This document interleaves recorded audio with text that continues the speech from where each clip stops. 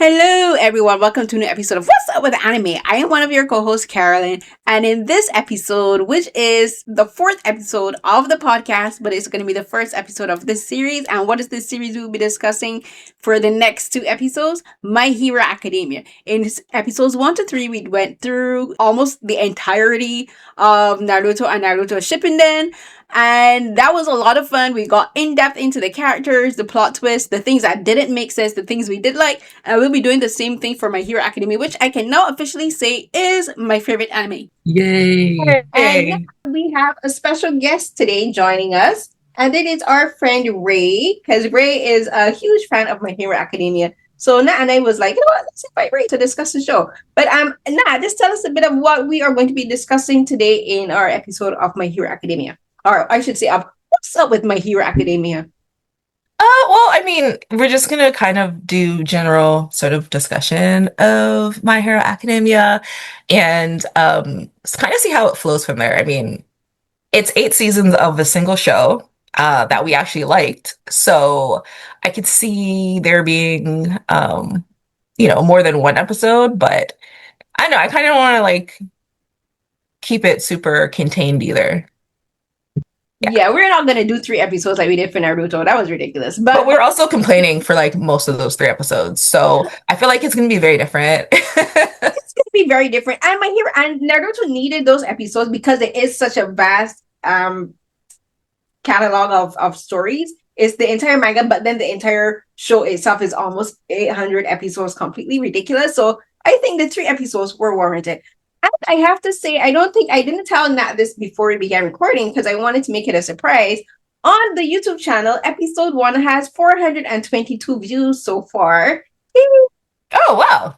That's actually, yeah. So I was worried that it would be like Naruto fans who were mad. That was like my initial fear of it. Because that's like, with K-pop, when we used to do K-pop's things, anytime you have an opinion, it's like you're labeled a hater and it's just the end. So I was worried about that, but I'm happy if people got something from it, if it started any sort of, discussion or that spiral of what sort of, any sorts basically. So I feel like though we'll be a lot more positive about My Hero. And even though there will be some criticism, because, there is going to be criticism for everything. But I do think that My Hero saw the big 3 and the flaws in the big 3. And I think what we're getting with a lot of these new batches of anime, like Demon Slayer, JJK, and My Hero, which I think is like, people like to call it the new big 3, even though there's not, like, there can never really be a new big 3. I feel like they've learned from like the failings of the original big 3, and like I think we see it best with My Hero. Like My Hero is like a perfect shonen in a lot of ways. So I think that is, what we'll talk about here. Yeah, for sure. And Ray, please introduce yourself to our listeners. Hello, listeners. I'm Ray. I run a skincare review channel on YouTube called Ray Liu R. I also am a huge anime fan. I don't even remember when I first started, but as long as I can remember, I loved anime, and having friends who also watch anime is just so nice. Currently, I'm watching Haikyuu, so that's me. Yeah, I was the one who introduced Ray to Haikyuu because yes, before My Hero Academia, Haikyuu was my favorite anime, and I have for a while said that Haikyuu, the two of them were tied. But in rewatching My Hero Academia, because I rewatched it twice since then, and we did the first 2 seasons for Saturday Night Sci-Fi. So in rewatching it and in discussing for Saturday Night Sci-Fi, I appreciate the show way much more than I did in the initial watching. So I am very happy that Ray is enjoying Haikyuu. And also, like, it was Ray and Nat that convinced me to watch Jujutsu Kaisen. So don't have no fear, people. We will get into the bafflement that is Jujutsu Kaisen eventually for What's Up with Anime. But let's get into My Hero Academia. Nat, give us the basic rundown. Who is the manga creator of My Hero Academia? I don't know actually who that My Hero Academia is. I am Googling it at this moment. Okay, Yeah. I have it pulled up. Sorry, I thought I had it pulled up. Oh, created by Kohei Horikoshi. Okay, where you can, You know what's funny? I've never actually looked up the person who created My Hero Academia, mostly because I had no complaints, so I never looked him up.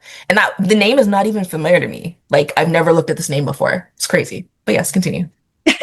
Sorry, you can say who they. Yeah, the series and anime is created by Kohei Horikoshi. And fun fact, Gege Akutami, I think he's close friends with Kohei. And Gege Akutami, who created JJK, said he loved the hopefulness of My Hero Academia, but somehow his own project translated to become something really dark. Oh, it's depressing. Yeah. Yeah. Well, thank you for that. So My Hero Academia is set in a world where it's supposed to be in the future, from what I recall, and it's a world where people have superpowers that they call quirks. And the quirks have basically become so commonplace that it's kind of weird when people don't have quirks, which of course is what we have with the main protagonist, Izuki Midoriya, who was born without a quirk, but still dreams of becoming a superhero himself. And then he's basically scouted by the world number one hero, All Might, and he learns the secret of All Might's powers, and then that allows him to follow his dreams. So, perfectly shonen. Mm-hmm. Right. So for My Hero Academia, like Kohei, he is just 39 years old. So he's just a few years younger than me. And I think his age, his usefulness, and the time that when he would have been creating My Hero Academia really comes through in this story, because he began writing the shonen. The shonen began being published in July of 2014, and it ended officially in August of 2024. So it's a very recent manga series. And so because it ended so recently, you can tell like there's a timeliness to the storylines, but there's also usefulness and also a sense of realism that exists within it that isn't present in older mangas and in older anime. For instance, like Dragon Ball Z. Dragon Ball Z is very dated in some ways. So is Naruto. So is some of the other, like even I would say Sailor Moon. Sailor Moon, it ended not too long ago because like they kept making films.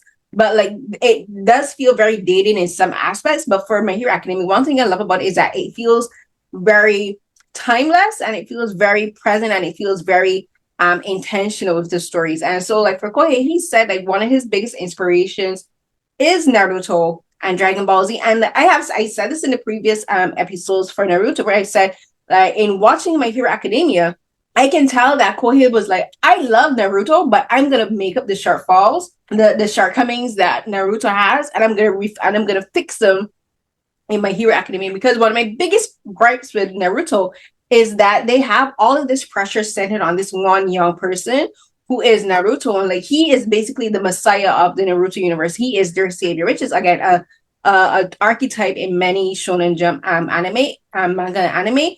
But where I think Kohei did a fantastic job with My Hero Academia is like where Midoriya, aka Deku, is the main protagonist. He is kind of like a messiah. He doesn't bear the burden of everything alone.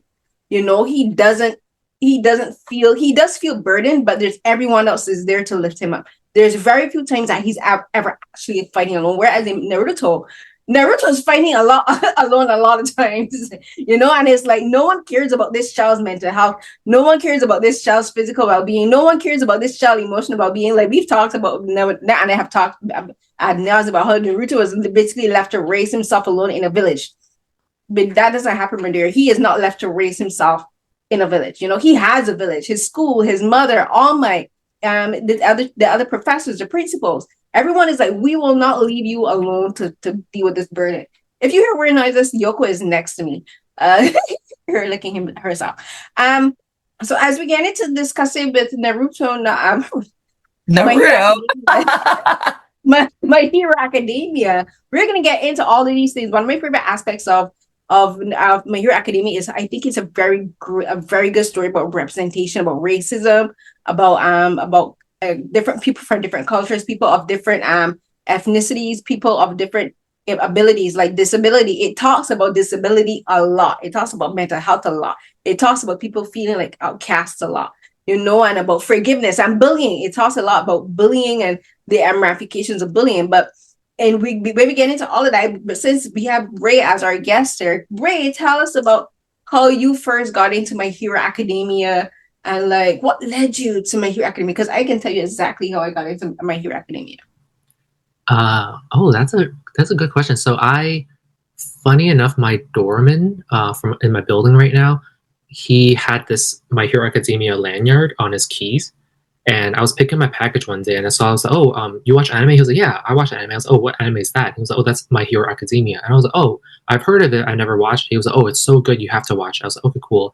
And then I kind of put it off until maybe like, I want to say Christmas of 2024. I had nothing else to watch. So I was like, I'm going to start that. And then next thing you know, I was 2 seasons in within 3 days. I was like, flying through it, and then I was traveling to Florida in January, kept watching it, and then I think also before I went to visit Carrie in Toronto in February of last year in 2025, that's when I had already finished it, and it was like the fastest anime I've ever consumed. But that was up to season 7, and then earlier or middle of last year, that's when season 8, the final season, came out, and then we all cried together. And for you, Nat, when did you become? I think you guys told me about My Hero, and then I just watched it. Like, it's not there's no big stories. I'm sorry. It's just somebody like mentioned it, and I was like, I needed something to watch, and so right, because you watched it fairly recently, right? You watched it kind of after me. Yeah, no, I did watch it. I watched it in like September, October of last year or something like that. I think probably around the same time I started JJK, I watched My Hero, but I watched My Hero by myself. So I was able to sort of like get through it really quickly. And I did get through like the first 5 seasons really fast. And it was a little bit slower near the end. I think though, because so much was happening, you kind of have to like slow down a little bit when you get to the end of most of these animes. So that was there. And also I was waiting for some of the dubs to come out. So there was that as well too. But yeah, because I definitely watched the last season after it all had aired. So it is pretty recent in comparison to you guys. It was one rare moment where Nat actually came into our group chat. And then around that time was when I was gushing about My Hero Academia to Joy. And then Nat, that one time, like Nat entered the group chat, she was like, "Oh, okay, I'll watch that." And I was like, "You will?" Oh yeah, that's true. Yeah, I'm very easy in that regard. I like you give me something to watch, I will usually try anything once. The only reason I haven't watched like Haikyuu and those things is like I'm not a huge sports anime fan. I prefer like fantasy or like isekai or something like that. I don't really like the sports stuff as much, in dramas too though. But with JJK too, I mean, it was like, oh, okay, people are talking about it, they like it, I'll try it, sure. Yeah, for me, I knew of I only started watching My Hero Academia last year too, because I started watching it around just not so after I started watching Naruto, because that's when I had started watching Naruto in July after we went to Fan Expo here. And then I started watching My Hero Academia because I needed a break from Naruto, because I needed a change of pace, because Naruto was frustrating me. Yeah. So I started My Hero Academia, but I remember I knew of My Hero Academia from like years before, from like around 2018, 2019. I remember distinctly, I was on Tumblr one day, and I had heard the name My Hero Academia because all of my blurred friends, on like social media, and I had started doing my work as a film critic, and so a lot of them were into anime and stuff. And my co-hosts for when I first started Search What Happened, Lanisha, she talked about My Hero Academia, right? But we never really actually discussed it for the show, but she had mentioned it like in passing. And I distinctly remember being on Tumblr. This is when Tumblr was still good. And I distinctly remember the very first image of My Hero Academia I ever saw was of Best Genius. It was a screen cap of Best Genius, and it was like, who the heck is this? What kind of character design is this? Because it was on a page, an anime page, and like right up above Best Genius was a picture of One Punch Man. And so it went from a picture of One Punch Man, who has a very interesting character design with his bald head and everything, with these baggy clothes, to Best Genius with his hair swooped, wearing the denim. I was like, why is this man wearing the denim pants over his face? I was like, what is this person wearing the denim pants over his face? That was the very first image of My Hero Academia I ever saw. And then the next image, and then I think a couple weeks later, I saw someone was, this is when I really started paying attention to fanfic. Someone had a fanfic written about Shoto and Midoriya. And in the scene in the anime, I didn't read the fanfic, but in the synopsis for the fanfic, it was the scene where he is talking with Midoriya about his father. You know, where he's talking about Endeavor. And I distinctly remember that scene very distinctly, where like they're talking in the hallway of the games, and he's telling him what his relationship with his father. And then in the next scene is a flashback to the scene of All Might talking with Endeavor in the hallway. So like that fanfic was actually talking about how the two scenes kind of mirror each other. So then it was like, oh, you know what? That's actually more than just smut. Right? But that was in like around 2018. So like fast forward here now to me in 2025, starting My Hero Academia because I needed to take a break from Naruto. And me realizing that My Hero Academia is like Kohei looking at Naruto and saying, everything that you did wrong, I'm gonna rectify in this storyline. Everything. All of it. Okay. Best Genius. He's such I love his character design. He's so interesting for a character. Like he's like, my ability is gonna be denim. My quirk is fashion. Like, come on now. I think the power of being a mangaka is like not letting normal thought processes hinder you. You know what I mean? Like anything is possible. Like even with One Piece, it's like some of the things that people do with these like devil fruits is just like, how do you even think of that? You know what I mean? So I think that's like the power of mangakas is like, there's just like no limit. There's anything you could think of times 10 is what has to be rolling through these guys' minds. So yeah, and that's what I find so admirable, because I mean, like for instance, looking at a manga like Chainsaw Man, for goodness sakes, he has a chainsaw in his head. Like what? But then even like looking again with Naruto, like Naruto has all of these characters that have like, you know, these different abilities, but they're all martial arts abilities. But they're, if you look at them, they're still special. They're powers, they're quirks. And what I find really fascinating with My Hero, because we were talking a bit about it before we began recording, is like the quirks, the power structure in My Hero Academia is complex, but it's very simplified. Whereas in Jujutsu Kaisen, I have all of these power structures, you know, all of these things, but they're so complex and they're so difficult to understand. Like I haven't even watched the last episode from this week, but they're the one everyone is talking about, the rules for the Culling game. They literally had to do a PowerPoint presentation in the anime to explain the rules of the Culling game and how people's powers are going to navigate through this. And like I like that My Hero Academia is like, I have all of these. Every single character has a different quirk, something unique to them. But I'm not going to make it so complicated that the audience or the readers aren't going to be able to not only remember them, but also be able to understand them. And I just wish more mangakas would understand that. You can have all of these complex things, but you can still simplify in a way that makes it easy to understand and digest. And I wish Gaga understand that for Jujutsu Kaisen. Because what the hell is he talking about half the time? What? I don't think they even know. I swear to God, they make up shit as they go along. yeah, I think though, like one of my only criticisms of My Hero, I think, is that it does feel a bit too safe sometimes and very much by the numbers in a lot of ways. It's very like if other animes are like, you know, desolate, you know, no hope, despair, blah blah blah, then My Hero is like naive at times, which is why almost every villain got a redemption arc. uh, Not all of the same types of redemption arcs, of course, because like Shiriaki, is it Shiriaki? Shigaraki? Yeah, Shiriaki. Like his was interesting and I liked it, but I actually only liked it in the end because it tied into that other boy who was like being abused And then the lady that had walked past him stopped for him at the end.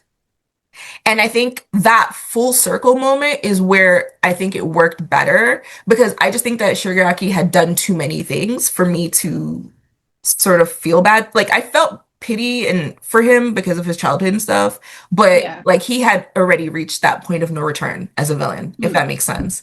Yeah. But the idea is that you break the cycles so that the next time around is when you see the positive, right? And I think that message works really well only because of that second kid. Yeah. Ray, what do you think about it? Because I actually have something to say about that. Because I agree with you, and because I've had the same thoughts about it. But Ray, what do you? Yeah, I agree with that. I think Shigaraki, in the beginning, I had not a lot of sympathy or even empathy for him because he's just done so much. But then I think when I was talking to you, Carrie, on the sideline or in the sidebar, you kind of pointed out how All for One is kind of like the puppet master behind Shigaraki this whole time, right? So it's like, and I actually do like that All for One doesn't have that redemption arc or that story that makes me want to feel bad for him, because even after they gave us like how All for One became who he is, I was like, I still don't like him. But then with Shigaraki, I'm like, yeah, no, Shigaraki had a really bad family that no one was on his corner. No. And so I'm like, okay, I understand how he became so dark, and then when someone's in such a dark place, they are always going to be more vulnerable to become victims of even greater evil, which is All for One. So in that sense, I'm like, okay, I understand. And I like how Deku is the one who kind of like goes up against Shigaraki, because I feel like it's that ultimate like hero versus like villain. Right. But you still have really strong feelings for both these characters, which is why I think Kohei is such a great mangaka. So the thing about one of the things that I really love about My Hero Academia, and as I said, there's so many different lanes and layers we'll discuss. But the thing, one of the reasons when I first watched it, I agreed with you, Nat, that like there's a lot of redemption arcs for the villains. But then in my second watch, I had to kind of change that, because I realized the reason why it's like that, because the show is very much centered on children. These are kids. These are 14, 15, 16-year-olds, right? And this show is really very much from Midoriya's point of view. Like, we are watching how he feels about everything. And he has, Deku is very much very optimistic child. He's a realist, but he's very optimistic. And I think a lot of that comes because he is without a quirk. He's the only one that he knows that doesn't have a quirk. So he's able to look at people with from a perspective that other people don't have. He's basically like a disabled person living in a world of able-bodied people. So he's able to see how people navigate the worlds differently. And so he's able to look at these villains and realize, okay, for Shigaraki, he realizes he didn't know Shigaraki's backstory, but he was like, I see somebody who's hurting, and I understand that the things you are doing, they're evil, but I understand that it's coming from a place of hurt. He's like, I see me in you. He sees himself, he sees who he could be in Shigaraki if he didn't have people to reach out and hold his hand. Literally, because if you think about it, like, that's why I think for Shigaraki, like, he wears the hands. When I found out what that hand, the mask was, that all of these hands he's holding is his family's hands. And so, like, his family never reached out to grab him until the very moment that he was about to die. That the last time, the one and only time his family physically reached out to him was the moment that he killed them. Right? So he's always been looking for someone to reach out to him in love. And the only person after that reached out to him was All for One, right? And so for Midoriya, he saw a reflection of himself in Shigaraki. He's like, I'm going to reach out to you, because if I don't, I need to at least let you know that someone sees you. Whereas he didn't do that with One for All at all. He knew One for All was straight up just evil, born and bred. We saw that from in the last season, where we got One for All's backstory, where he was just born evil. He was just evil from the get-go. And that's what I like about this show. Is like, it shows that some people are just irredeemable. They are just evil straight up through and through.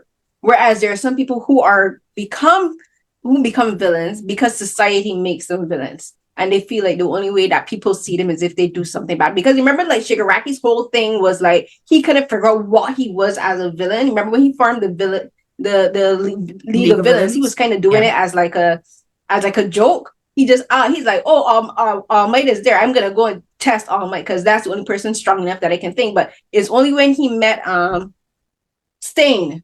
After Stain started to get attention, he was like, wait a minute, this guy is not making any sense, but he at least has a purpose. I don't have a purpose. What is my purpose? Then he sat down and talked to Deku in the mall, and he's like, I understand you, Deku. If you are with the white, I have to be the black to your white.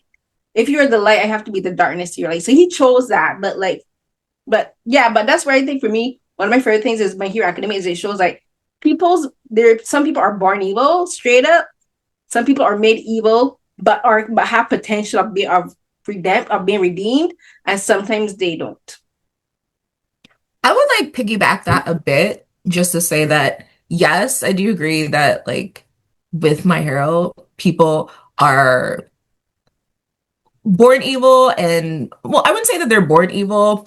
I would say that they're born selfish, and they lack empathy, so they're apathetic, and I think that factors in a lot of times. But I think when we look at all the villains, they had a lot of characteristics that the heroes had as well too, right? They loved, like, we can say whatever we want about All For One, who's a piece of shit, yeah, by all accounts, but he did actually, in some weird, crazy, toxic way, love his brother.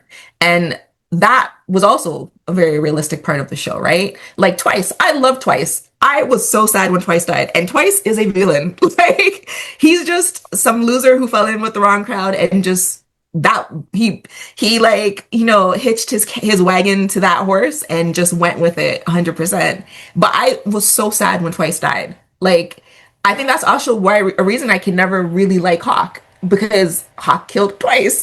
And I know one's the villain and one's not, one's the hero, but like it was the characterizations of these characters, like with Overhaul, with Stain, with Toga, like all of these characters kind of came into this villainry.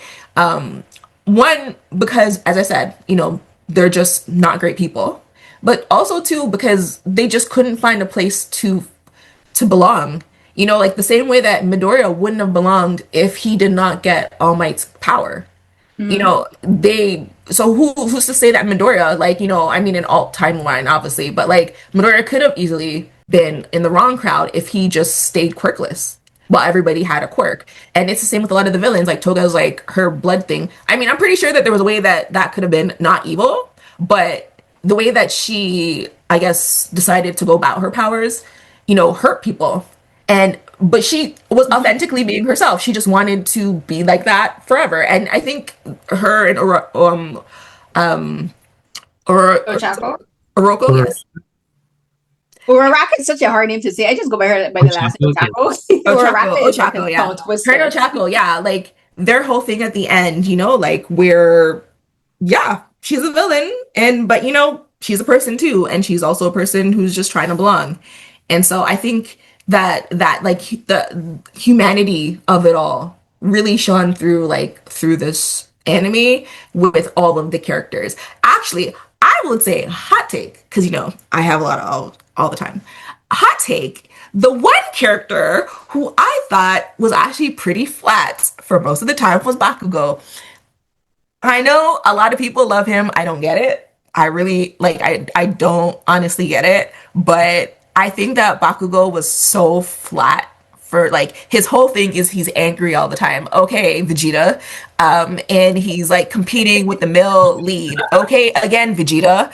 He's short. Okay, Vegeta. Like, I get it. So, I think everybody had like these very complex, nuanced, behaviors, actions, thoughts, things that we saw from them. But Bakugo, for being, I know they say sometimes it's like a trilogy, like it's I can't remember the word for it was like Todoroki, Bakugo, and Midoriya, but I feel like it pretty much was just Midoriya and Bakugo at the top, and then Todoroki was a little bit below them, and then everybody else. And so Deuteronomous, I think, is what they call it. And so like I just feel like as somebody who was supposed to be as important and who shared the spark of All Might, Bakugo was sadly flat for most of the series.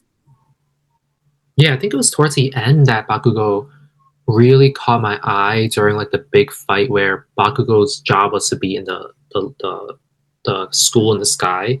Yes. And then he technically died at one point, and then his resurrection because of Edge shot. That was when I was like, oh, Bakugo's is gonna reborn, and then he's gonna come back, and then really fight fight at the same level as Deku. But yeah, I agree. I think for some reason Bakugo was like a very like a plateaued character from the beginning to the end. It was like angry, and then whereas Deku was like no quirk to quirk, how to utilize quirk, train a lot, get better.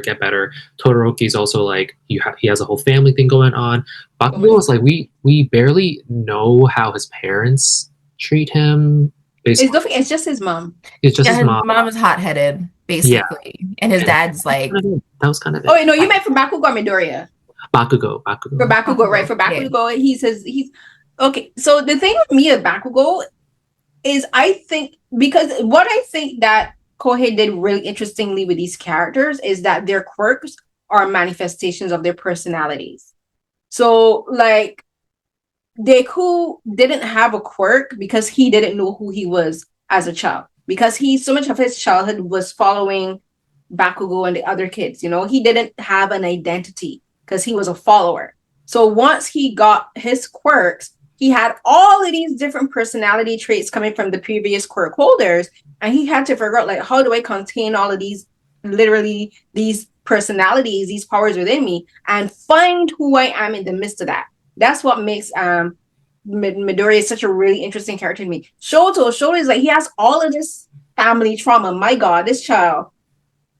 Physical abuse, psychological abuse, emotional abuse, being harmed by his mother, but forgiving his mother for that, but not forgiving his father for the things that his father did. That is such an interesting thing. Like, his mom physically left a physical scar on him, and he forgives her because he understands the psychological abuse that she was going on there. But his dad, he was like, I'm going to hold on to this fire, this anger, and let it burn in me. And that makes him hot and cold. He has the apathy for his father, but also this burning rage for his father, but also the coolness from his mother because he forgives his mother. So that's his cool side. So that's where the hot and cold comes from, That's where all of his duality comes from.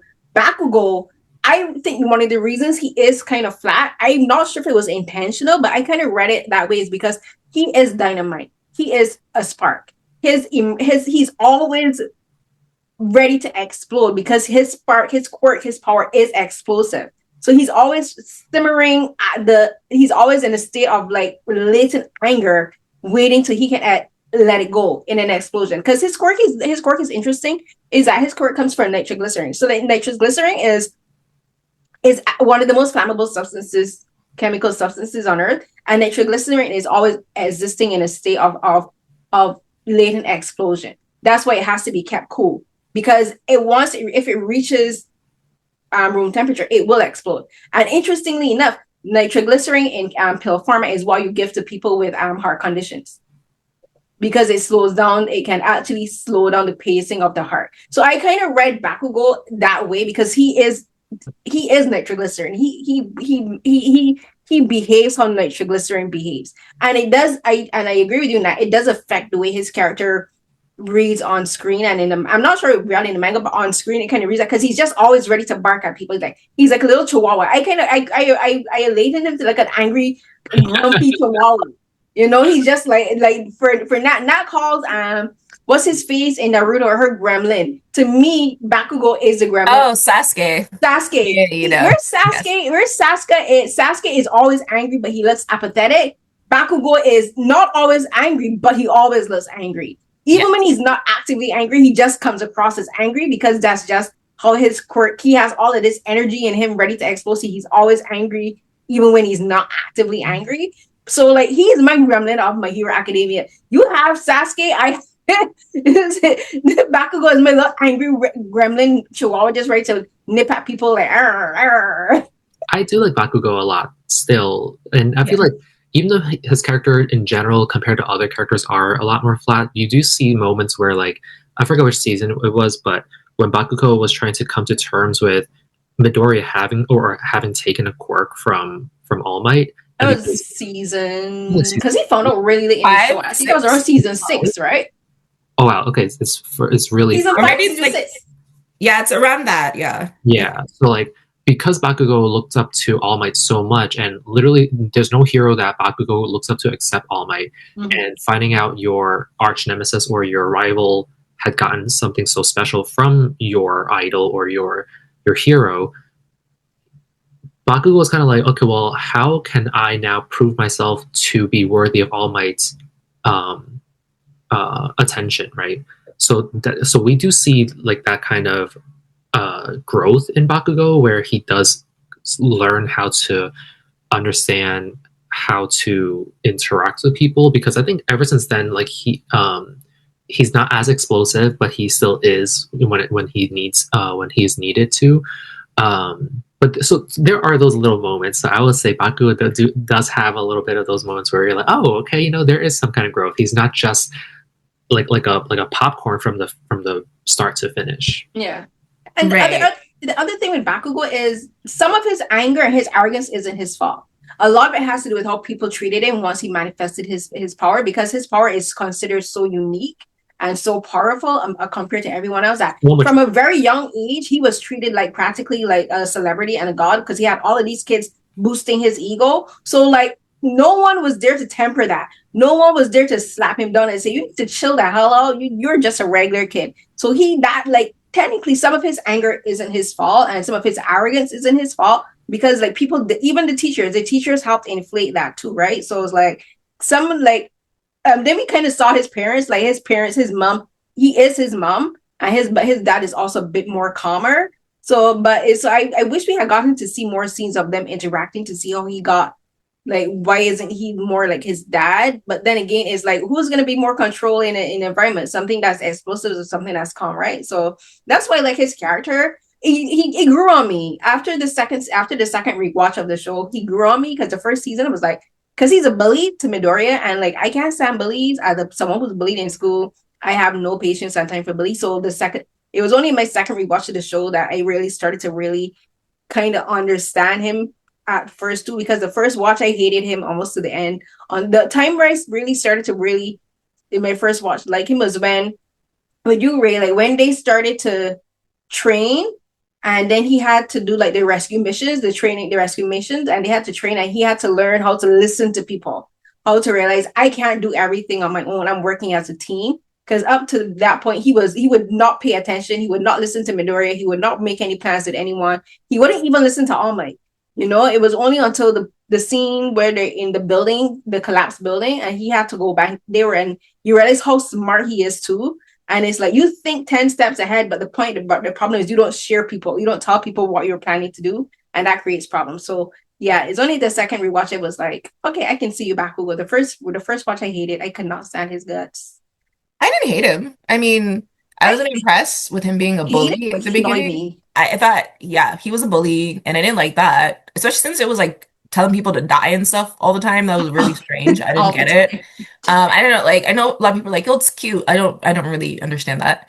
I just thought he was kind of like not even like annoying, like in a bad way, just like annoying, like, okay, Bakugo's yelling at somebody. Okay. And then I don't know, it got to a point where it's just like, okay, like he's popular, he's important to the series, he's important to like the story. Like he's not a bad character by any chance. He's not somebody who you feel is like shoved down your throat for no reason. Like he's actually, like as you said, he is competent. He's like a good cook. He, studies hard, he works hard. It's not like, he was just gifted automatically, and I don't think anybody in the show, like I which is something that I like, nobody on like in class UA, is it UA 1, yeah, I think he was like, nobody there just got in because they're like naturally talented. Everybody worked very hard, like it, which I thought was actually a very, like, one of the main differences between like this and the main, like the big three. Because if you look at the big three, like Luffy, I would say Luffy did, he wasn't naturally gifted. He did obviously eat of the fruit that made him, The gum like gum gum fruit, right? Which now, makes him a god or whatever. But at the time, he was, he was just like lucky and, he was tough enough, and that's great. But like Naruto and Ichigo, like they're like basically gods in their like at the beginning, like right out the Naruto door. has Kurama, who's like, on like this bottomless pit of energy. Ichigo is like part, Shinigami, part human, part what was that? The dudes in the Nazi outfits at the end. I can't remember the names. Quincy. He's part Quincy. So he was like the crossroad of all of these different races, kind of. And so that like informed his strength and his power in the story. Whereas I feel like Midoriya and like, Bakugo and Kirishima and Denki and, everybody's just like, yeah, they had quirks, but they had to work so hard at it. And they were constantly working hard and they were constantly working together and they were constantly struggling and trying to figure things out. And I thought that was like really refreshing. Because I feel like that whole like OP thing that we see a lot of times in shonen specifically is just so tired. Yeah, it's so tired. I just like, I know like you're supposed to be like an example, something that we can sort of aspire to, but it's kind of hard to aspire to something or a character like, Naruto or Ichigo or whatever, who's just like, yeah, I was born this way, I just had all the stuff. And, obviously it took me a while to like get into my power and learn how to use it, but I have this power is just here. You know what I mean? And I think one thing Carrie said before was really interesting that like, the show's hopeful because they're children. Most shonen is children. Like, even JJK, I mean, I personally read everybody as 10 years older than they are because everybody look old on that show. But all of these shows are full of children.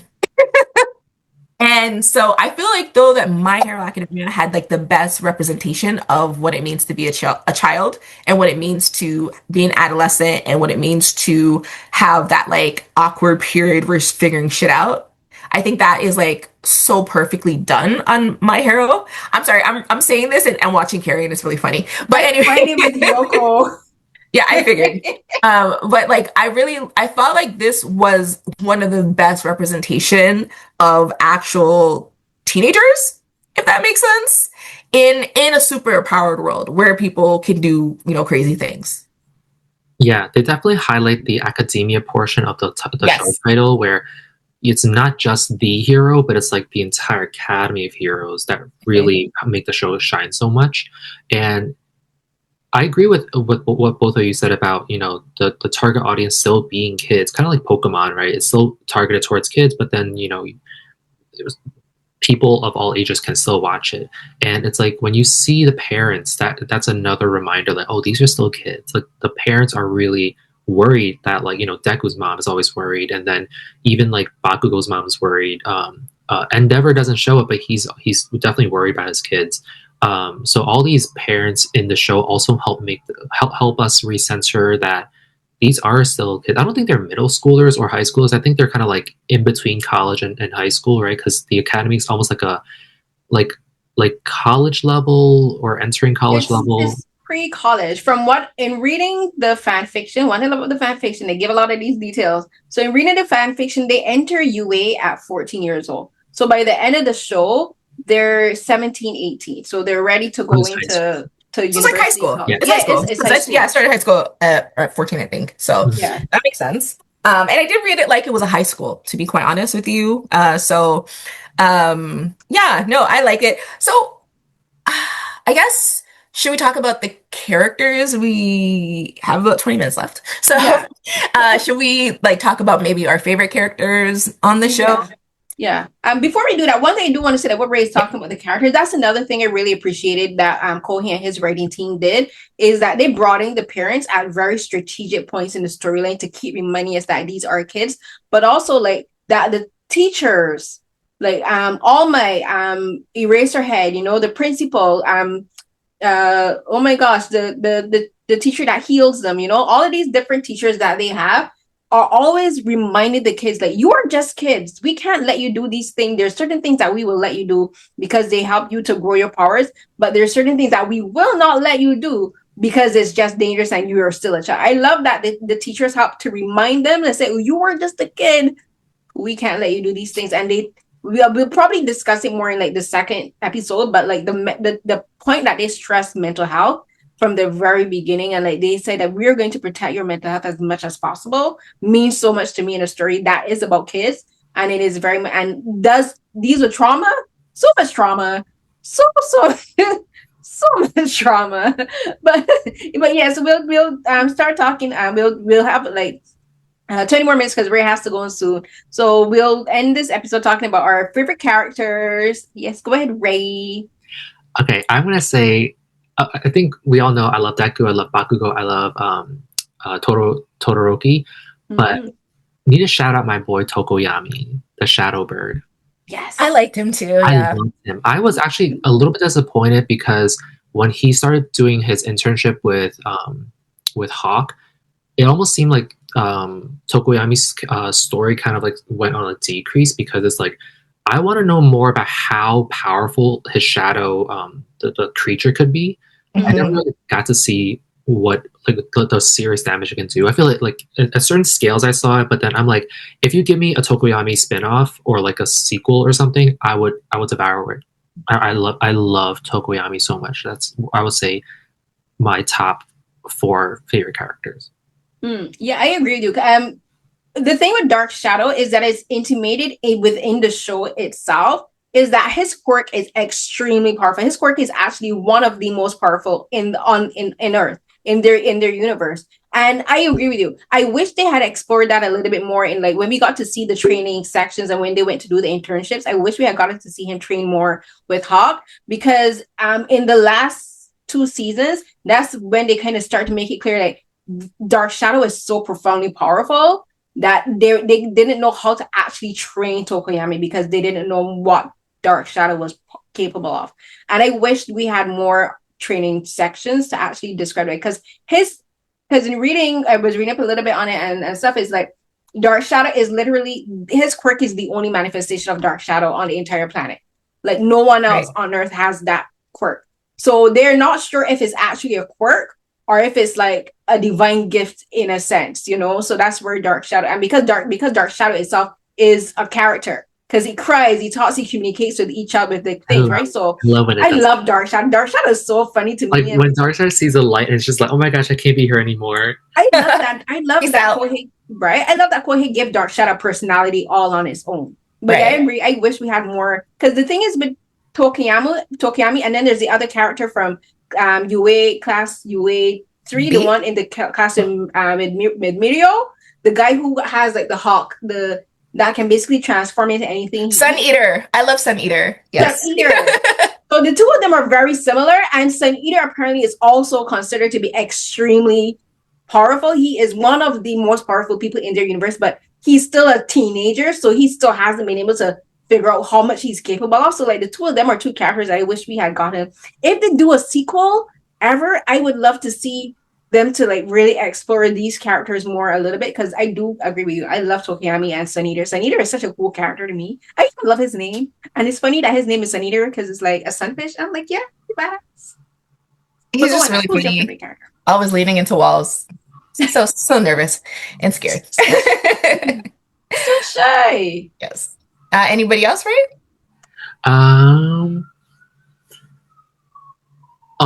Character. I'm not sorry. Teachers. I do like Aizawa. I didn't like Aizawa too much in the beginning because I didn't really understand what he was up to, like what his thing was, until when the villains attacked I call it the Universal Studio, but like it's a place with a pool. Right. And then Aizawa was like, "Oh, you're not gonna touch my kids," and I was like, "Oh, so I'm supposed to like you?" I was like, "Okay, bet I will like you." I like his ability because he has 2, right? He could erase your quirk, but he can also control the tendons from his scarf or something, right? So right. Yeah, I kind of like that he has an extra thing going on as well. All Might, definitely like All Might. one of my students in class, because we were talking about My Hero Academia after class, and he was like, I bet you All Might's gonna die, and that's gonna be like a big impact. And I'm like, I hope you're wrong, because I don't want to see All Might dead. So luckily I was right. I was like, you're wrong. He's alive. So yeah. What about you, Nat? Okay, so I am a Todoroki girl, 1,000%. I love him so much. Love him. You know what it is? It's because he has the makings of a himbo, and I love me a good himbo. A handsome bimbo. Like he doesn't understand that people can say things and not mean that exact literal thing, and I think that's very, very fun of him. You and I have very Well, similar tastes. he's just such a kind of like a simple person, but like mysteriously not simple. So I love Todoroki. I actually really like his whole family, to be honest. I like the dynamics that when we talk about plot, I guess the next time we can get into that a little bit more. I really like Kaminari. I love Kaminari. I don't know why I do. He's just him and Kirishima, like as much as I was like meh on Bakugo, sorry, for the whole time, mostly the people around him, like Denki and Kirishima, I really enjoyed them. I thought they were really fun. I liked Zero. I like Shinso, Sun Eater, of course. Uh, I like that the teachers acted like teachers.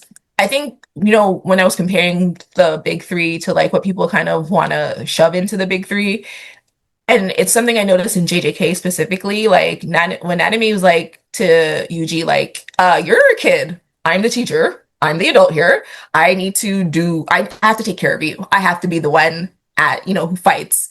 And I was like, this is so crazy because when I was watching, the big three, the actual big three, Kakashi was like, hey kids, go fight, like a lot of the time. And these are like they were 12 in like original Naruto, okay? So they're just like, yeah, we're gonna train you to kill people. Like that's like their whole thing, right? And Ichigo's dad the whole time knew that Ichigo was out there risking his life and just did nothing for like most of the series. So it was really different. Like it was really crazy just seeing adults be like, actually, you're a minor. That's so You're a child. refreshing. I agree. It was so refreshing, and I think that's what I really liked about the teachers there, like Aizawa and Mike. Mike Drop, is that Oh his name? yes. You oh you mean the one with the microphone. Yeah. Yeah, He is President Mike. Present Mike. Yes, yes, yes. And All For One specifically, because All For One was like, okay, yes, I'm losing my powers, my body You is mean All Might? disintegrating. Yeah, All All Might. Might, one for all Might. Yeah, sorry. All Might. Yeah, I think that like with him specifically, he was like, my body's breaking down. I'm probably gonna die, but I'm gonna be here with you 100,000% because I'm your hero and I can't give up because now you have people who look at you as their hero. They're kind of we're relying on each other at this point, right? And I thought that was like really important. And I mean, yeah, I did like Engine for a bit, but his story when it started to unravel and unfold, I was just like, Endeavor, yeah, can't like you anymore. Sorry. But yeah, Nat, you and I talked about how much we actually both love Dabi a lot, or Toya. yeah, I liked Dabi. The blue flame got me. I was just like, peak design. When his reveal came out, I was like, whoa, because I would not, I'm so used to being spoiled for things. And so I was pleasantly surprised to be surprised when I watched I was it. so proud of myself for not spoiling. I was so close to saying something wrong. I was like, oh, wait, let me not say anything else. But the moment he poured the thing, like, what's it called? The thing on his hair to turn it back into... To turn it back to its natural color. I couldn't remember what it was either. But yeah, like, when he did that, and I was like, this is why they kept cutting those scenes of the kids playing and you couldn't see that third kid. I was like, oh my God. And then we found out the real secrets of the Todoroki family. I was like, well, there's a lot going on here. But lastly, I would say, Twice as well. I love Twice. I just did. I was so sad. I was very, very distraught when he died. Especially because I think his journey, it wasn't a hero's journey, obviously. I'll call it the villain's journey. I thought that it was just so compelling. Breaking through that mold. And, he didn't really do as much as a lot of these people were doing. So I, was kind of okay with him. But yeah, he was like a normal dude. like he didn't really do much. He kind of was like backup and like comedic relief, I Yeah. think, for the most part. I hardly saw Twice as a actual villain because he never got the chance. He never got to the point where he was fully villainous. He Right. was starting to take those steps just before he died. But I kind of saw him as he's very much like Dabi. He was very much like Shigaraki. He was very much like Tenko, like they in particular, they were looking for family. They were just waiting for someone to see them, understand them. That's why I kind of see like the League of Villains as a mirror, as the kind of like the funhouse mirror reflection of the class. The class has a support system. They have their families, they have the teachers, they have each other to lean on and to talk to. Whereas the League of Villains, they didn't have that as children. The League of Villains is who the class could grow up to be if they don't have anyone to offer that support. So I see them there. To me, I read those characters as very much not intellectually, as emotionally stunted. They're very much childlike. If you look at the way they're written, like they're very much childlike and immature. Twice is like he's one of my favorite characters too because he's so well written as a character who has mental illness, as a character of dissociative identity disorder, DID. He doesn't have bipolar. He has DID, dissociative identity disorder. So he's aware that he has multiple personalities, but they don't talk to each other until they start talking to each other. And when he, when his head is uncovered, that's when you see the split. Literally, it's almost like he had a lobotomy. I got the sense that he was experimented on, and that's where his personalities came. So I love that character because he's so well written, and like you can see that the writers really cared for this character, and he's loved. Tenko, not Tenko, oh my gosh, Toga? Yeah, she loved him. Like she loved him, and even Dabi at a point in time began to start to pay more attention to Twice, to start to speak to Twice a bit more caring, and Shigaraki did the same thing, they started to realize that Twice isn't who, like Twice has to be looked after, and he just wanted to do things for them. He's like a puppy, and Toga, she's such a in the second episode we'll really get into it, but she's also surprisingly, I think, one of my favorite characters too, because she's so complex as a female character in particular, because her thing is she wants to be liked, but she's trying to figure out, do I want to be liked for me or do I want society to like me because I'm a girl? So like she has all of these complexities to her, and like when she died, I cried when both she and Twice died. I cried because their two final scenes were so well written and so and thing. Dabi's a really well-written villain. Like they really took their time. My Hero Academia has some of my, I think probably my favorite anime villains because they're so complex and so well-written. And you can tell these writers cared about these characters, unlike Jujutsu Kaisen and Naruto.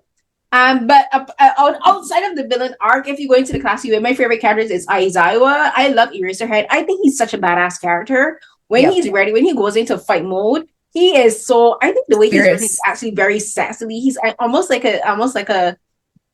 He's very.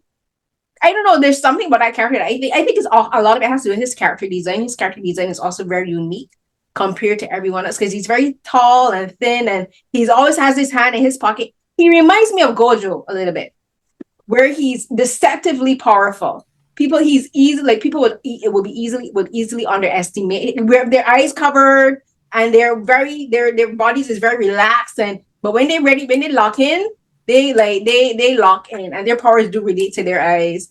And I love All Might because he's very much a story about how people have to relate to their bodies differently when they become disabled. Oh, he's very much real that way. And I also like how he has to learn the difference between being a hero and being a teacher, and being a mentor. So because he's a mentor to Midoriya, but he's a teacher to the entire class. So he has all of these things he has to balance. And then for the kids, I think my like Deku is like a sweetheart. He's like, I kind of see me in Deku a little bit. And Todoroki, of course, Todoroki. Bakugo, as I said, he's like my little gremlin chihuahua. Ten, if I have to say there's a character that I think that was a little bit underrated, it would be Tenya. And Absolutely. yeah, I think the thing with Tenya is like once he had that, I think his story arc came too early in the show because his story arc came around with Stain. So Right. you know his brother became paralyzed, and so he has a whole arc. But like, how do I fill in for my brother's footsteps? Am I a replacement for my brother, or how do I learn how to become a hero in myself? So I think his arc came a bit too soon, and it kind of plateaus for most of the show, almost until the very last fight. And I like that they team him up with Todoroki. I like how we get to see how their powers work together. But Tenya was my favorite, but also like Kirishima. Okay, so you know what makes me like Kirishima? Reading the fanfics. If you read the fanfics, because a lot of the fanfics flesh him out the way he's fleshed out in the manga, and surprisingly, and it makes sense, in the fanfics, most of his storylines are with Bakugo. Yes. Yeah, that's a top ship, actually. I think Top it is ship. it's a second top ship out of My Hero, because the first one's Midoriya and Bakugo, and the second one is Bakugo and Kirishima. Mm-hmm. And the third ship, is who? It's a polyamory, I realize. It's Kirishima. Todoroki. No, not Kirishima. It's Todoroki, Bakugo, and Kirishima, Bakugo, and Todoroki. But then there's another one where it's like Kirishima, Bakugo, and Todoroki. And then there's also, surprisingly, the one with the guy who becomes who can control people with his voice. Shinso. Yeah. Shinso is interesting in the way how they kind of like write him in the story. So like that's why I like a lot of the really well written fanfics really kind of, I like how they flesh out the characters and give them more depth. And what is interesting to me with My Hero Academia, I think compared to a lot of other animes, is that you can see the evolution of the story and the anime in the writings of the fanfics, because they're writing the fanfic this as the show progresses. So you can kind of see Bakugo's evolution as a character through the fanfics, because the earlier fanfics, 2016 up until like 2019, he's always just shouting, cursing. So much cursing is in these fanfics. I can't read them because a lot of people also don't know how to write cursing, and Americans don't know how to curse. Everything under their mouths is F this, F that, F, and it is so pedantic to read. I can't. But I can read the later fanfics like 2022, 2023, I can read those because he's more mature. And like, it's a really interesting way you can watch how a show progresses, the way how the fan fictions progress as they're writing along. The trends. With the show. Right. Yeah. Oh, and so like, yeah, those are my top. And then Tokoyami and Sun Eater. Mirio too. Mirio is really interesting. And for the girls, I would say Momo. Yeah, Momo. Yeah, creative. Hero too. Yeah, and Mina. I actually really liked Mina. No, The breakdancing cracked me up. I'm not gonna lie. Oh, and I actually forgot Gentle. I actually really, really like Gentle on Gentle. The villain, the gentleman. Yeah. I can't remember his full like whatever. I just call him Gentle because that's what the girl called him. But that's his hero name, right? Yeah, Gentleman or something. So like, yeah. Right. I actually really liked him as well too. Like when he came back at the end, for his redemption in a bit, like that was really I don't know, impactful, I thought, anyways. Too. Like, and I like, because I think maybe, I'm not sure, I'm gonna have to maybe do some writing for the second episode, because the thing with Gentleman, the first time he's introduced, that you kind of have there's this weird dynamic between him and his sidekick, who looks like a child.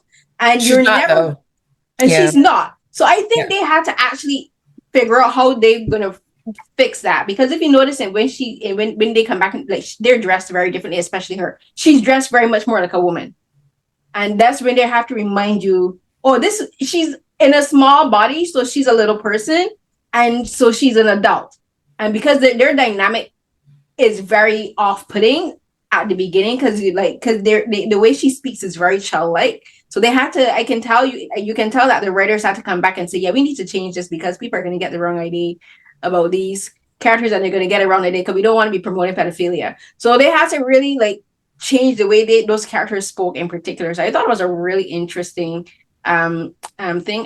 But Midio too, I love Midio. Midio is so like interesting as a character, and like the way how he looks after Eddie. Eddie. Talk about trauma, more traumatized children. Yeah. This should rename this child. This show the trauma of childhood. I can't. Shonen is just trauma bonding in different trauma bonding. So like, yeah, this is very much about trauma, children who go through trauma because of adults. Yes. Mm-hmm. Well, that was a good episode. Yes, I think next time we'll go more into like the actual plot points. But I think this is like a really good introduction to the series and like our feelings about it, our feelings about the characters, and all of that in between. And yeah, it's fun. I haven't really done or thought much about My Hero for a bit because I've just been really into other series right now. But yeah, it's good to go back because it is like it's not my favorite of all time, but it's definitely like a top show. And I think my enjoyment is slightly below the actual quality. I think it's actually really, really, really well written, but I don't think I like it to that extent. I think I like it just slightly below that, like my respect for the actual quality of it. But not in like none of that's like a negative, really. I just, enjoy a little bit of toxicity in my things. And this was a little like very clean of a show. Which is probably why I love JJK. JJK, where the toxicity in JJK come from? Because for me, I'm more confused than anything else. I don't really get toxic from JJK. I just got confusion. Well, maybe it's more like toxicity. Well, I do think it's like the whole world is fucking like toxic because like the whole system of like the elders who decide everything, elders that we never see, mind you, and then like all of the fodder, which are the sorcerers themselves that they just throw into fighting monsters and stuff. And it's kind of crazy because you're like, at least in something like My Hero or Naruto, whatever, like at least there's some sort of communication between the two parts, like the power and the soldiers. In JJK, the soldiers are just out there and they just be dying all the time. Like, I'm surprised they even have sorcerers left in Japan at this point when you think about the fact that like they barely teach them and then they just kind of throw them to the wolves. It's like Attack on Titans. Actually, no, I think in Attack on Titans, the commanders actually care a lot more about protecting their soldiers. Yeah, I mean, like, I think this season, like now that we get to meet Tengen, yes, I'm just like, I don't like Tengen. No, like, I don't at all either. Tengen is like, why do we have to throw our lives just to protect this one person? Right. Just one person. And like Tengen is one of the what's it, the celestial tools or whatever, and then there's like this Gojo 6 eyes and then like some blade. I'm like, why? Who made you so special, Tengen? Like, I want to know. Actually, I genuinely want to know. Yes. But yeah, I agree. It's like we see all these sorcerers, some of them are high schoolers, teenagers, just dying for the sake of Tengen. And I'm like, what makes you so special that we all have to protect you? Right. And lastly, just to round this out in My Hero, one of the greatest parts about it is that everything is always a team event. Like everything, even at the very end, when Midoriya is like broken and beaten at the bottom, his friends show up and everybody gets the time to, affirm their love for each other in that final scene, right? Where they finally defeat the bad guy. Yeah. So it's like shonen, but better. That's what it's given. So yes, I agree. When earlier when you said like it's almost like the show itself is almost like too hopeful, because at the beginning, the first time I cried, I forgot which scene it was, but I remember crying and I was like right before I started crying, I was like, oh, this is so cheesy, and then I was like, wait, why am I crying though? Like the cheesiness, or even I don't even want to say cheesy. It's more like it's corny. It is corny, but it's corny with love. Yeah, and it's like I think because we're so disconnected from the idea of love and shonen that when you see it, you're like, that's corny, but it's like I like it, Yeah, and also too, it's really easy to be jaded in this world when you turn on the news and it's just crap after crap, murder, deaths, all of these things. It's really easy to be jaded and to become cynical, which is, why you do need things in shows, especially media like My Hero or Sailor Moon, where like hope is the point of it, right? Like it feels corny, it feels simple, it feels childish, but hope is so important to life and to living and to being able to wake up every day in the morning. So and like not have a mental breakdown after being on social media for 5 minutes. So I think it's it's essential. I think it's a necessity. Hope and shows like My Hero for that reason, because you need the corny, you need the like One Piece, the live action came out today, and I swear to God I cried like 3 times in the first 12 minutes. But it's like, you need that dopamine boost in a good dopamine. So not the social media dopamine. You need the good dopamine that is like makes you feel happy, that makes you smile, that makes you feel good things only. So yeah, get Thank you, into My Kohei. Hero, guys. If you haven't watched it, and if anybody who's listening to this hasn't watched My Hero Academia, I think you will enjoy it. You kind of have to shelve the adult parts of your brain sometimes. But it's gonna be worth it because adults need that as well. We need hope. So Thank you, And for, Kohei, for the hope. yes. for you, Ray, what's your last thoughts in the review for My Hero Academia for this episode? It skyrocketed my own personal rankings to become the number 1 spot. It used to be JJK, but while I was in the JJK like hiatus period before season 3 came out, My Hero came into my life and became the number 1 spot. I just think there's just so much to love about it. The characters, the plot, the idea of hope and what that looks like. And I feel like a lot of what both of you said today is that it seems like Kohei kind of recreates a lot of the classic anime for us in this generation, where we don't see a lot of this level of hope. Like, Chainsaw Man, JJK, I would say Demon Slayer has a little bit of hope, but then it's also very dark. It doesn't give you breathing room to actually remember that hope is still around. But My Hero Academia does do that for us. So I love that about the show. Yeah, for me, it's too like the thing with this show is it has a lot of dark themes and a lot of time because it talks about domestic abuse. It talks about a child being abused by his father. You have Dabi who set himself on fire and his father didn't come to put out the fire. Whose entire thing is punishing his body to punish his father psychologically, right? And you have like an aging superhero whose body is betraying him. You have teen bullying, you have all of these mature themes, and I think they're balanced so well with the lighter elements, the hopefulness of the kids, like the optimism of Midoriya.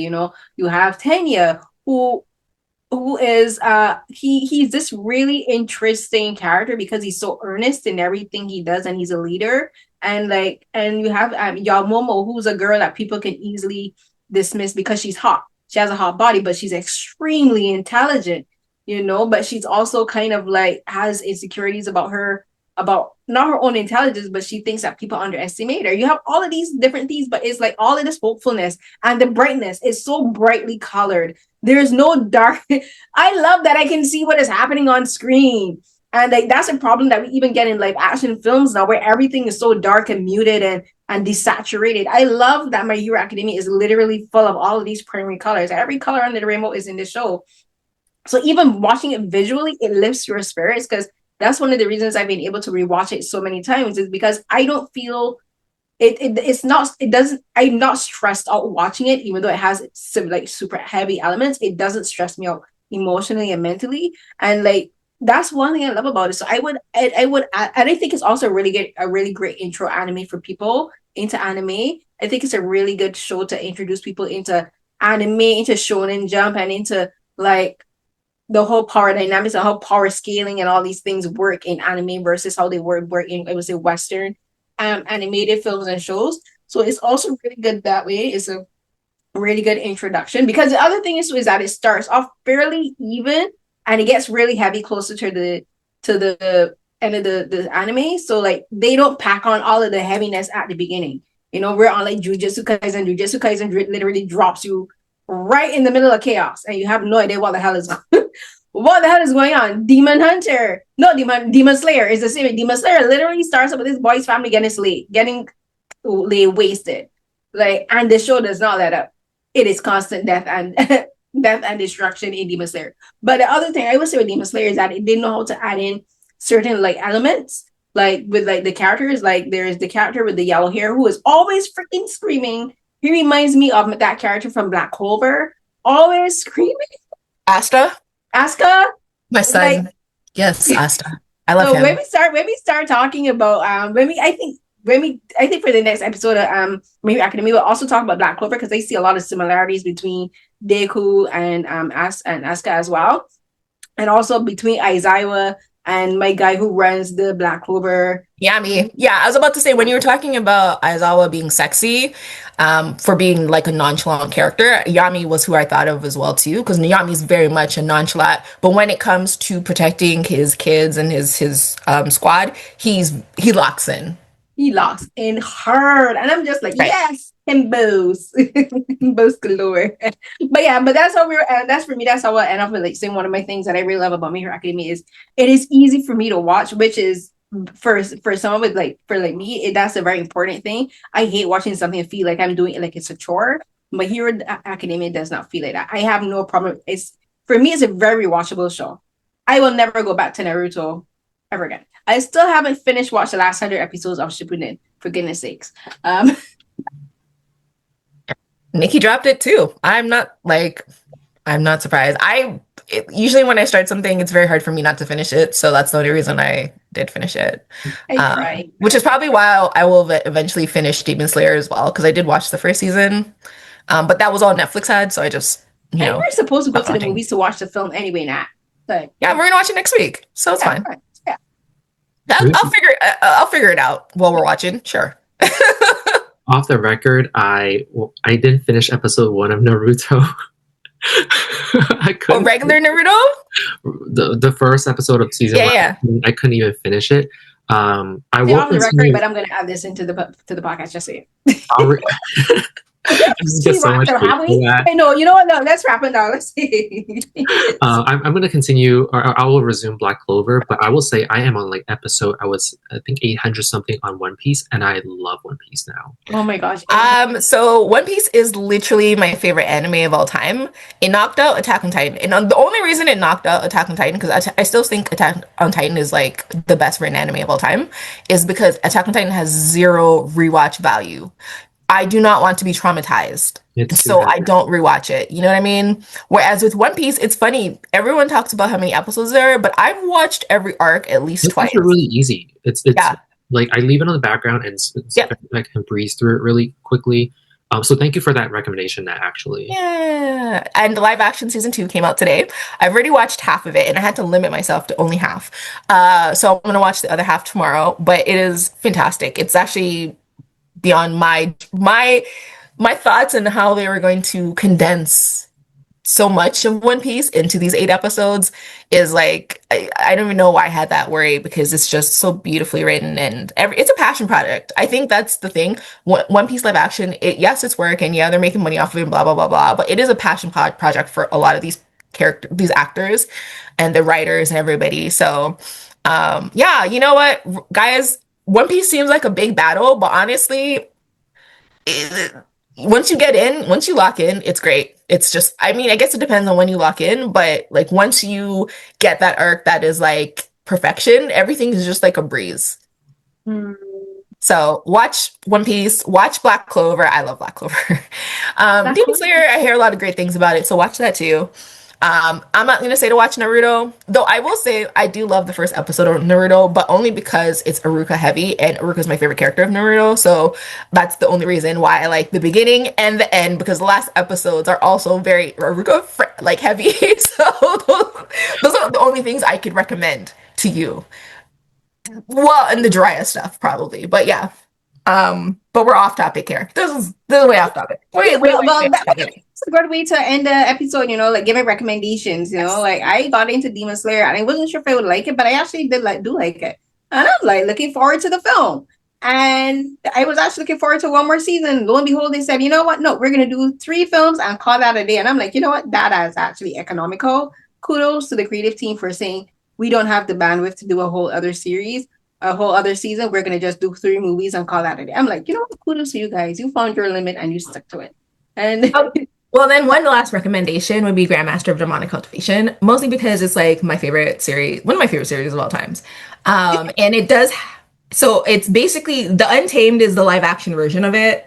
I could never. oh get right, into the I never Untamed. remember that that's the actual name because I always remember it as Untamed. And everything you say, Grandmaster of Demonic Cultivation, I don't remember that that's the actual translation of the name because I remember it's in Chinese. It's some something, but that's how It's I always. Modao Zushi, yes. Baozushi. So yeah, so and I mean they have different names. So the Untamed is a live action version of it. Which The I know you're not a fan the of. master of the I think the master of diabolism or something like that is what the Dongwa name is. And then Grandmaster of Demonic Cultivation is like the English translation, I guess, for the novel. But yeah, that's one of my favorite series. And so I would say that's a recommendation from me. If you're like obviously, into BL, that is probably going to be, or if you're not against BL, which if you're against BL, you probably shouldn't even be here. Like, what are you doing? But anyways, And also another anime, if you want to really feel the story, is Spy X Family. I love them. I I was need to gonna say watch that them. I have a few episodes left of the current season. I still think it's one of the best. Like, it's shonen, but it has so many elements, kind of like similar to My Hero Academia, where mm, there are so many like heavy themes, but then there is still hope, and then there's like a lot of light elements to really balance out the dark stuff. Yeah, I really like that too. I haven't Yeah. watched that yet. But then I guess I'll also recommend Gachiakuta. Um, Ooh, Oh, yes, that's one I have to start soon. Yeah. my favorite show about trash. Literally. Literally. Literally. So that is a fantastic show. It's very dark, I will say, but it's like the animation style, the voice acting is so fantastic, flawless. It's so imaginative. Hell's Paradise as well. Season 2 is out now. Definitely watch Mhm. that as well. Like that is mind blowing. Like it's so beautiful, but so brutal and ugly at the same time. It's just such a really interesting story. Both of those are like really interesting stories, I would say. So I definitely would like recommend them as well too. And also that time I died and what was it? He became a vending machine. Oh, Surprisingly, that show's fun. I'm just saying, surprisingly, it is a lot of fun. So season 2, I think, is out. Is this season 2 or season 3? But like the latest season is out, so definitely give that a watch too. Today's our episode of What's Up with Anime and What's Up with what am I forgetting the name of this show? My What's Hero, up with My Academia. Hero Academia? Boku no Academia. Yes, that's yes. the show. And thank you, Ray, for joining us. Thank you for having me.